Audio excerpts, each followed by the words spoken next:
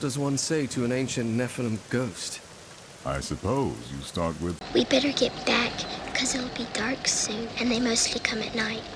Mostly. Hello, my friend. Stay a while and listen. What's going on YouTube? It's Filthy, and we're back with another Diablo 3 Season 34 video. Today this is going to be a Crusader starter guide. Season 34 is a repeat of Season 27, which was called The Light's Calling. What we're going to do today is we're going to go from level 1 to Endgame, so full altar unlock, 0 to hero, Endgame Crusader build. We're going to try and have a little think as to what that might be. Should be reasonably straightforward, but it will depend on a few things from the season theme.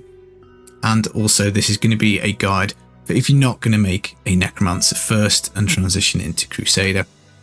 I did get a few questions about that in the last video.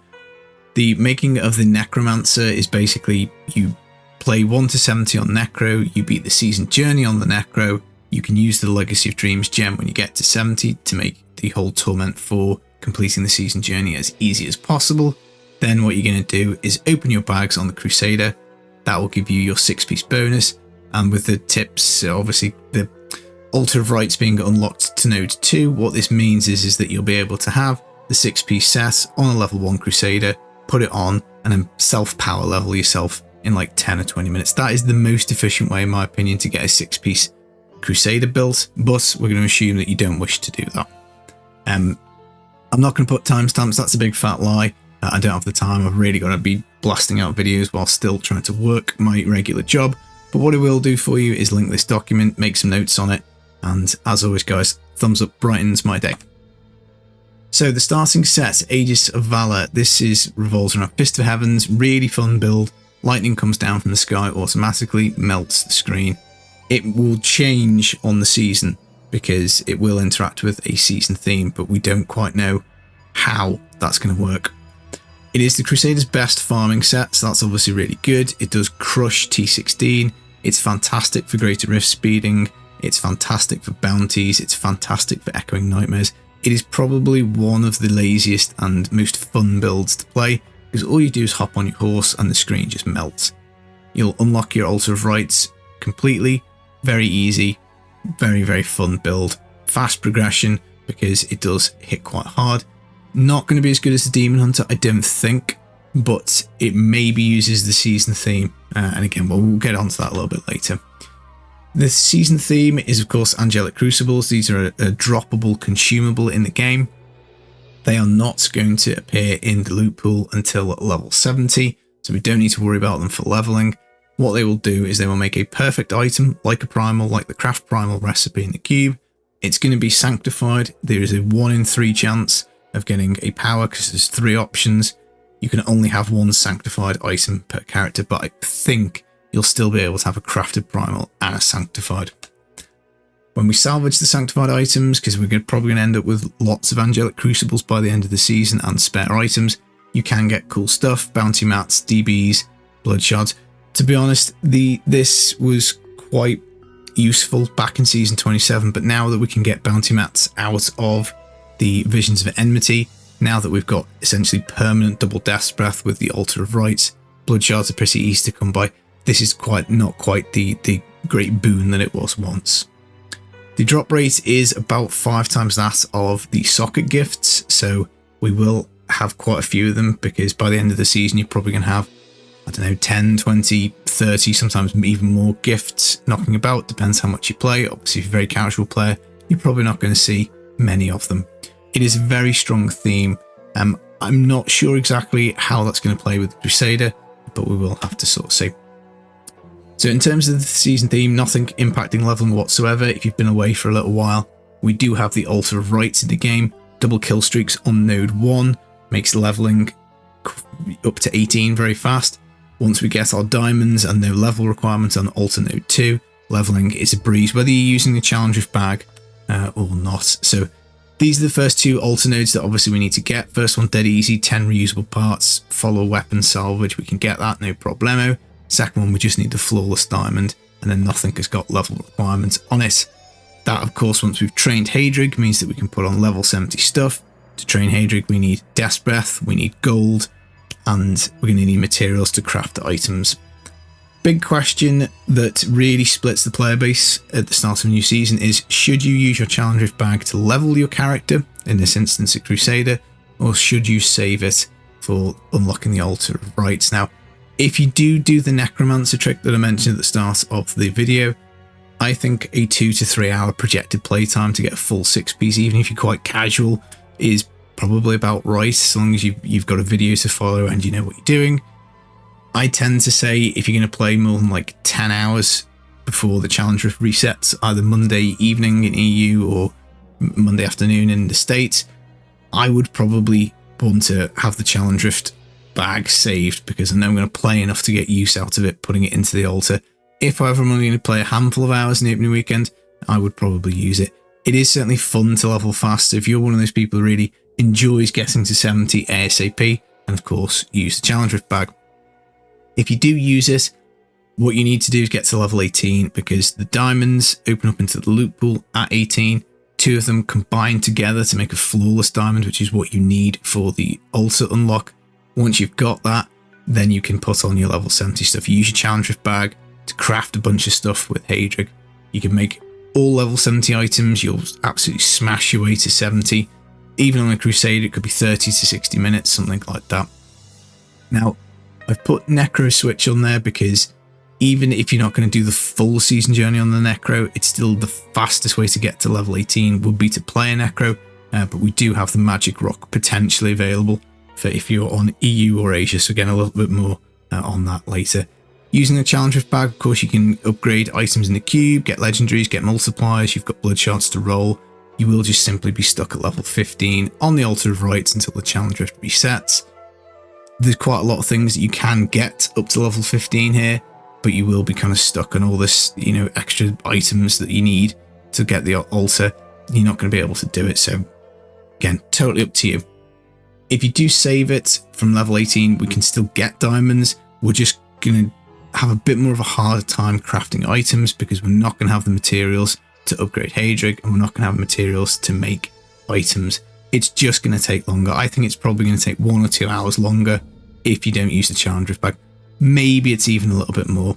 RNG, of course, is going to play heavily, particularly in a non-bag run, because if the game drops you very useful things, it will be much, much quicker, and that's only going to apply to a very small portion of the player base. I've put level 50, level 60 stuff here, because you're going to be doing this constant dance between pumping resources into Hadrig to train him, so that you can basically get higher level items than your character is. So if you're level 30, getting level 50 stuff would be quite powerful. Then you're wanting to jump into visions so you can get your Death's Breath to fully max Hadrig out. You're looking to go into visions to find white items to salvage so you can convert them in the cube, again using DBs that you find in visions. And greater rift keys in visions are going to be helpful. Legendary items drop in there, and it's that kind of balance between leveling and visions is what we're going to go for. Maxing out the altar, I think probably will take you about 20 hours worth of game time, so Crusader certainly will get that done pretty quickly. It is very RNG heavy. Staff of Herding, they have buffed the drop rate of some of the items, so it is quicker than it used to be, but it still does take a lot of time. You can easily get stuck doing 20 or 30 runs trying to find various different parts of Liquid Rainbow, Gibbering Gemstone, that sort of stuff. Also, the altar's got some difficult drops like the Ancient Hellfire. You just have to keep doing Ubers until you get one. Again, you could easily craft 30 or 40 Hellfires, and it just doesn't pop out as an ancient one. Puzzle Ring is a bit easier because you could always use one of the Angelic Crucibles to upgrade a puzzle ring to like a sanctified one. I'm guessing that the Altar of Rites will accept that as a primal, or as an ancient one, sorry, but I know it would accept a primal, but I can't be guaranteed on that. But I think that might be a little shortcut, so it's worth a try. And ultimately, if it won't take it, you've still got yourself an ancient puzzle ring that you can use. I think maybe 8-9 hours will get you to around the part where you get stuck with the challenge rift bag. So again, that's a bit of an indication. That's why I tend to say if you're going to play 10 hours or more, then you probably want to be saving your challenge rift bag. So should you save? Should you use? Honestly, guys, it's up to you. Fun is, of course, the most important thing when playing video games. Don't let anybody tell you how you should play a video game. It's really, really stupid. If slow leveling annoys you, use it.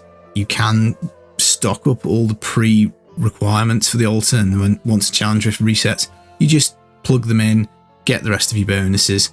But ultimately, if you want to be as strong as possible over the opening weekend, if you're going to play a lot, you should save it. And I think probably about 90% of players should save it because it's only an extra hour or two, and then you get the benefits after that. But that is, of course, a decision for each individual player. The season, of course, starts on the 31st of Jan. Don't do your challenge rift when it resets, probably within a few hours of me making this video, because you're going to need the bag either way. So first steps, once the season is live, make a character, log in, beat the challenge rift. I will be doing a challenge rift guide tomorrow.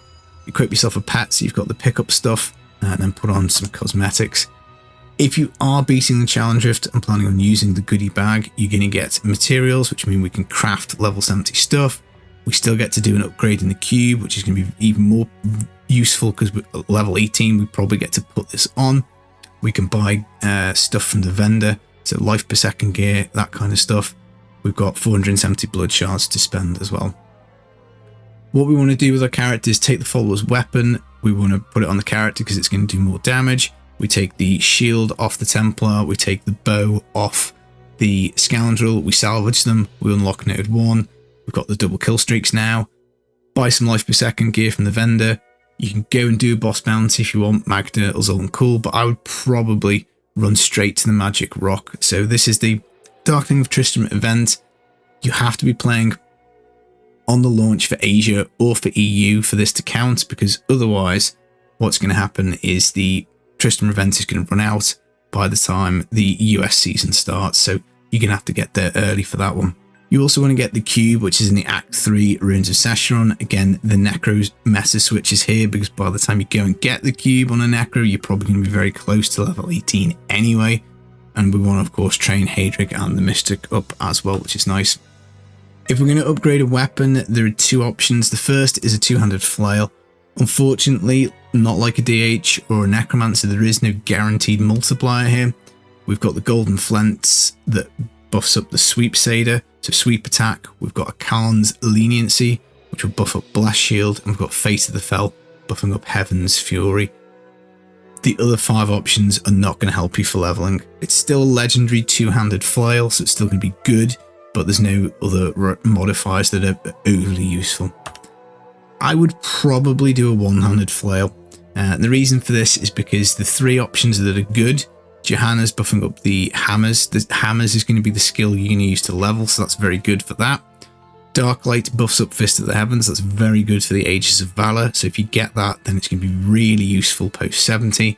And then the Grafalcons, that removes the resource cost from Blessed Shield. So for leveling, resource is generally something you're going to be quite tight on. So that's going to be very, very good too.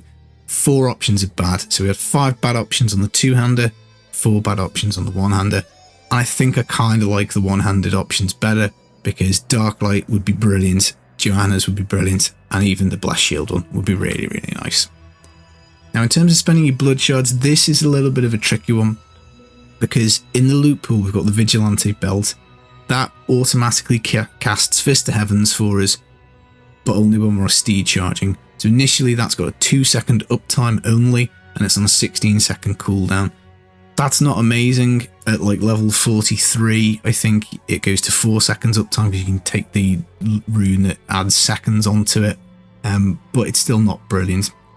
Shield will give you a modifier either way. You've got a really high chance of getting a shield, so Denial buffs up Sweep, Guard of Johanna buffs up Hammers. So if we go back to this kind of weapon thing, we've got a decent chance. You know, if you do your upgrade and you get a Darklight, and you've got Fist of Heavens, well, you might want to roll for the Vigilante then. If you get yourself the Blessed Shield, then you're probably going to skip doing the shields. If you get the Johanna's, then you're going to want to go for the Guard of Johanna's shield, because that buffs up the hammers as well.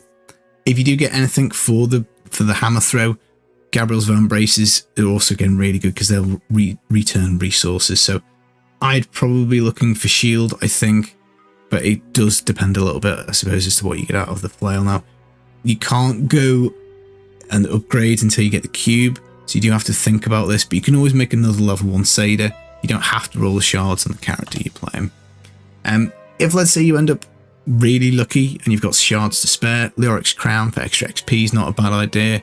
Poxfold's Pants do help your massacre bonus. but I would probably be looking to get the Vigilante belt because we're going to use that at 70. And then after that, I'd be looking to save them up. Level 70 items. This is the most important thing for leveling. Putting as many of these on your character once you've got that altar second node unlocked. Start with some 60 gear if you want, a 60 weapon. Don't make 60 like pants, belts, anything like that. The only thing you would have been making 50 or 60 is a weapon. That's just so that you can get the resources to get Hatred to max, and then you want to do 70 for everything. Main stat strength is like just a general modifier for the character, so it's really handy. Vitality will allow you to play up to Torment 6 for a long time because you're going to be really tanky. And what you want to do is if you get a pair of shoulders and they don't have strength on, don't make a second pair, just take them to the Mystic and re-roll them. It's much cheaper because you are going to be constantly bouncing back and forth with this kind of like fight for resources, so you don't want to be crafting multiple items. With enough 70 gear, you should be able to do Torment 1, 3, 6, it depends. The lower your character level with the more 70 stuff, the higher in that you're going to be, the better luck you get with drops, upgrades, or whatever. Again, just play it how you feel it. Consider making Sage Assess if and when you do get the resources. Remember, the visions drop bounty materials, so you can craft these. This will give you double Dash Breath, which will be really, really handy as you progress. Now, of course, all these tips still apply, even if you're not using the Challenge Rift bag. It's just going to take a little bit more time. You do need that 1 DB to train Hadrig. Torment 1 set of bounties on the Necro is the meta to do. Trying to do it on a Crusader, I think, would be very difficult. You would still try and snap shots of walking around the zone, get some of the enemies coded at level 1, but it's going to be very hard. I've personally never done it. I'm sure it's very, very frustrating. But what your other strategy basically, instead of doing the Torment 1 bounties, is you train Hadrig so that you can make you like a level 50 weapon at level 20, and you jump into a vision, and you're really hoping to get some DBs to drop, and then you can train him up to the max level. Leveling areas, so looking to chain the monsters together to get the XP boost from 100, 200, 300 kill streaks. The gold standard is the Temple of the Firstborn. It's full of lots of enemies that are very small, very easy to kill. You will have a good chance of spawning visions, really good chance of cursed chests.